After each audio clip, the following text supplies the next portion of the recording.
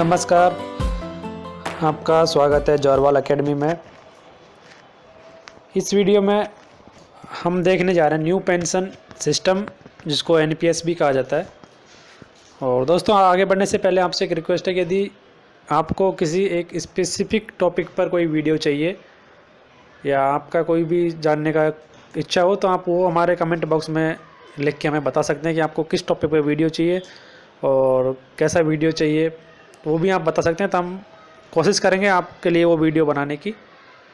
तो यानी हम ऑन ए डिमांड वीडियो भी बनाना शुरू कर रहे हैं आपके लिए। तो आपको कोई स्पेसिफिक टॉपिक चाहिए, आप बता दीजिए हमें। और यदि आपने अभी तक हमारा चैनल सब्सक्राइब नहीं किया है तो प्लीज़ चैनल को सब्सक्राइब कर लीजिए। और ये जो न्यू पेंशन सिस्टम जो है, ये वीडियो थोड़ा बड़ा हो सकता है, क्योंकि इसमें हम आपको पूरा प्रोसेस बताएंगे इसका, न्यू पेंशन सिस्टम का, यानी किसके लिए ये एप्लीकेबल है, इसके में कौन कौन से टायर हैं और इसमें कब पैसा निकाल सकते हैं। तो पूरा प्रोसेस हम इसमें बताएंगे। तो ये वीडियो थोड़ा बड़ा हो सकता है, तो आपसे रिक्वेस्ट है आप वीडियो को लास्ट तक देखिए, जिससे आपको एनपीएस के बारे में पूरा डिटेल्स मिल जाएगा। तो आइए हम अब वीडियो शुरू करते हैं।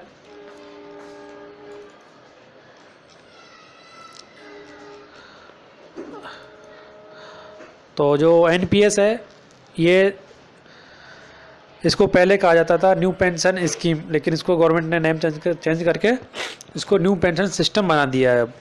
और ये जो स्कीम है वो गवर्नमेंट ने इंट्रोड्यूस की थी 1/1/2004 से, जो कि एक जो पहले से जो स्कीम थी defined pension under CCS rules, उसको हटा के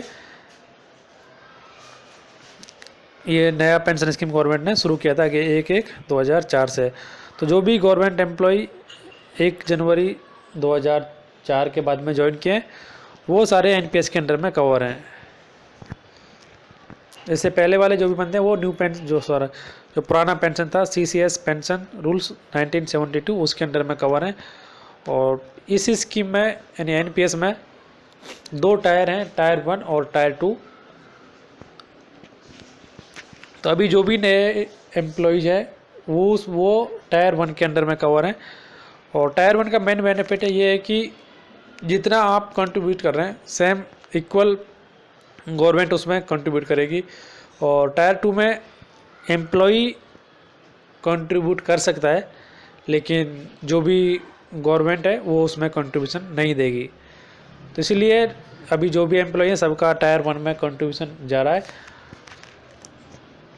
और जो एनपीएस है उसमें आपकी जो बेसिक सैलरी है उसका 10% और जो डीए है उसका 10% वो आपकी सैलरी से डिडक्ट किया जाएगा। और सेम उतना ही अमाउंट गवर्नमेंट भी आपके अकाउंट में जमा कराएगी।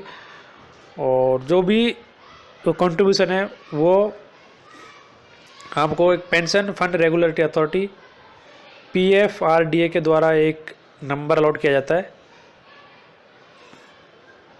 जिसको बोलते हैं परमानेंट रिटायरमेंट अकाउंट नंबर, प्रान। उस अकाउंट में वो आपको अमाउंट जो है दोनों का वो वहाँ पे जमा कर दिया जाता है। और जो प्रेजेंट में जो कई कंपनी है agency national security depository limited, जिसको एनएसडीएल भी कहते हैं, जो मुंबई में है, वो प्रेजेंट में एनपीएस का जो भी फंड है उसको मैनेज कर रही है। और आपका जो ये पैसा है वो 3 कंपनियों में इन्वेस्ट किया जाता है प्रेजेंट में। यानी आपका जो पैसा है इसको जो कंपनी है एनएसडीएल वो मार्केट में इन्वेस्ट कर रही है। और प्रेजेंट में जो कंपनी है वो है एलआईसी, एसबीआई लाइफ इंश्योरेंस और यूटीआई म्यूचुअल फंड। तो इन तीनों कंपनियों में अभी गवर्नमेंट जो एजेंसी है वो आपका पैसा लगा रही है।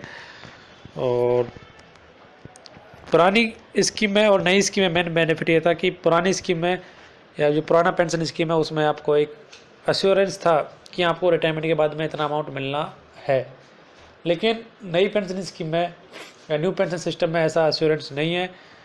आपका जो भी फाइनल वैल्यू है वो डिपेंड करेगा मार्केट के ऊपर कि मार्केट में क्या चल रहा है, स्टॉक मार्केट, उस टाइम जो भी वैल्यू होगा वो आपको दिया जाएगा।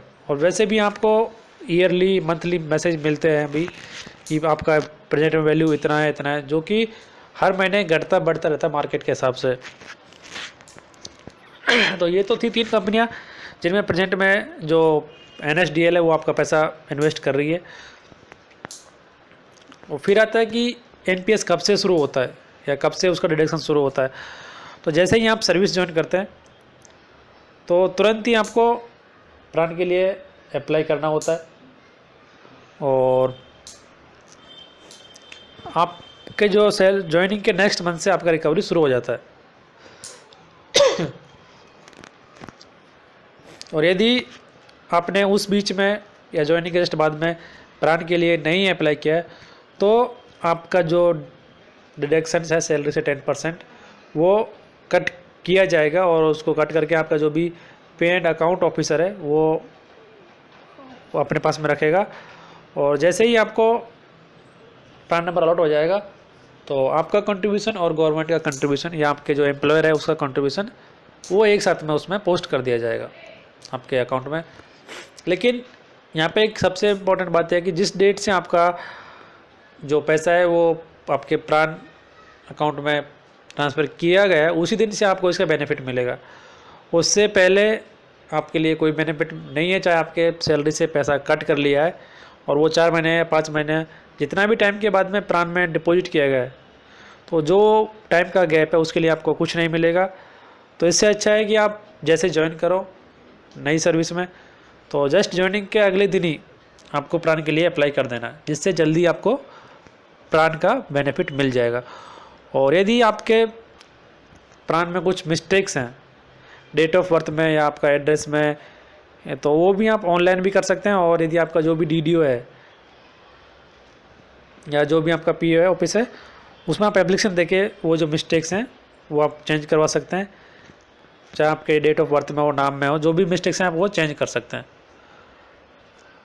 और यदि मान लो कि आपका ट्रांसफ़र हो जाता है किसी ऑफिस में, आप जॉब छोड़ देते हो या नए जॉब छोड़ देते हो तो आपको दोबारा से नए प्लान लेने की ज़रूरत नहीं है। आप पुराना ही जो प्लान है आपका वो आप जो भी आपका नया एम्प्लॉयर है वहाँ पे ट्रांसफ़र कर दिया जाएगा उसका।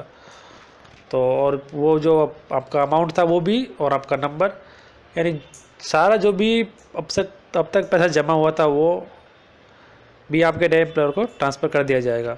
सिर्फ उसको लिए आपको एप्लीकेशन देना है आप कि ऐसे मेरा ट्रांसफ़र हो चुका है और मैं वहाँ पे ज्वाइन कर रहा हूँ।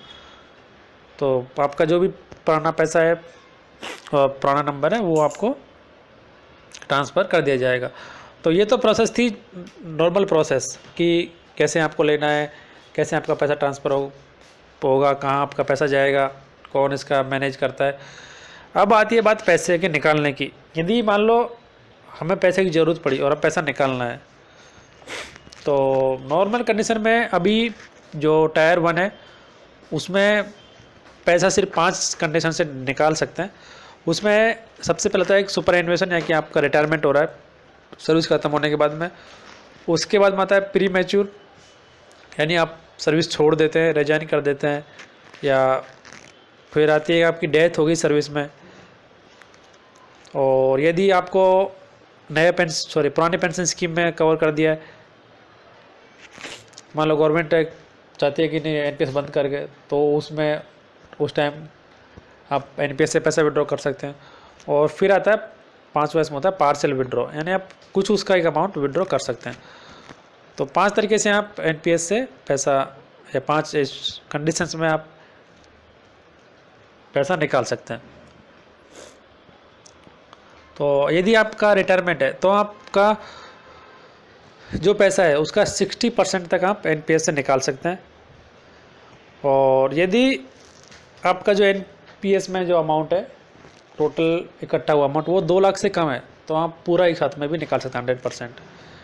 लेकिन 2 लाख से ज़्यादा यदि आपका NPS में पैसा है तो आप उसका सिर्फ 60% ही निकाल सकते हैं। बाकी का जो पैसा है वो आपको मंथ यानी एन्युटी के रूप में मिलता रहेगा।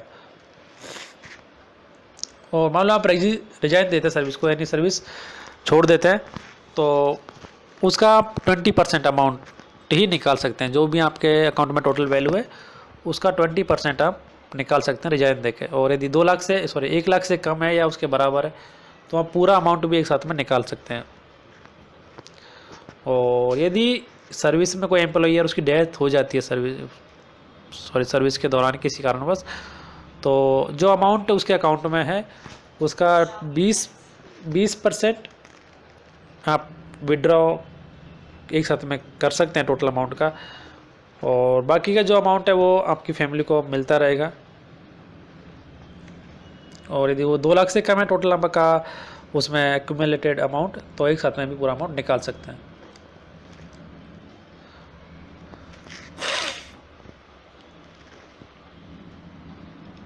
फिर अब से यानी 2015 से 15 से नहीं 2000, हाँ, यानी पहले इसमें पार्सली विड्रॉ की टायर 1 में कोई परमिशन नहीं थी, लेकिन गवर्नमेंट ने एक नया रूल लाके जो है इसमें regulations 8 of the PFRDA exit and withdrawals from NPS regulation 2015। तो 2015 से गवर्नमेंट ने NPS में विड्रॉ भी परमिट कर दिया है, पार्सली विड्रॉ। लेकिन पार्सली विड्रॉ है वो कुछ कंडीशंस हैं, उसी कंडीशंस में निकाल सकते हैं कि उसका पर्पज़ होना चाहिए। तो उसका जो पर्पज़ है वो आपको यदि अपने बच्चे का हायर एजुकेशन लेना है, लेकिन आप सिर्फ 25% ही उससे विड्रॉ कर सकते हैं, 25% विड्रॉ कर सकते हैं, और वो आप आपकी पूरी सर्विस में 3 बार ही विड्रॉ कर सकते हैं।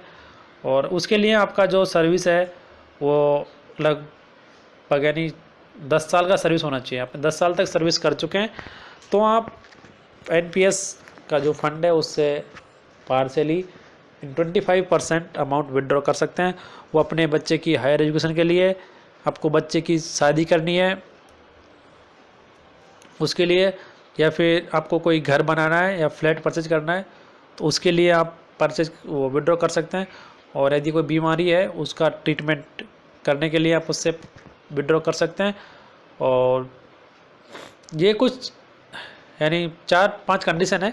इन कंडीशन में ही आप NPS की अमाउंट से, NPS फंड से अपना पैसा पार्सली विड्रॉ कर सकते हैं, और बाकी किसी कंडीशन में आप NPS से पार्सली विड्रॉ नहीं कर सकते। तो यहाँ पे ये था NPS के बारे में एक पूरा आपको ब्रीफ वीडियो। उम्मीद करते हैं कि आप वीडियो को पसंद आएगा और आपके जो डाउट थे वो भी NPS के बारे में कुछ क्लियर हुए होंगे। यदि अभी भी आपके कुछ डाउट है तो आप कमेंट बॉक्स में कर सकते हैं। और आपसे फिर एक बार रिक्वेस्ट है, यदि आपको किसी स्पेसिफिक टॉपिक पर वीडियो चाहिए तो आप प्लीज़ हमें लिखिए, हम ज़रूर आपके लिए वो वीडियो लेके आएंगे। थैंक यू, और देखते रहिए आप हमारा चैनल जॉरवाल अकेडमी।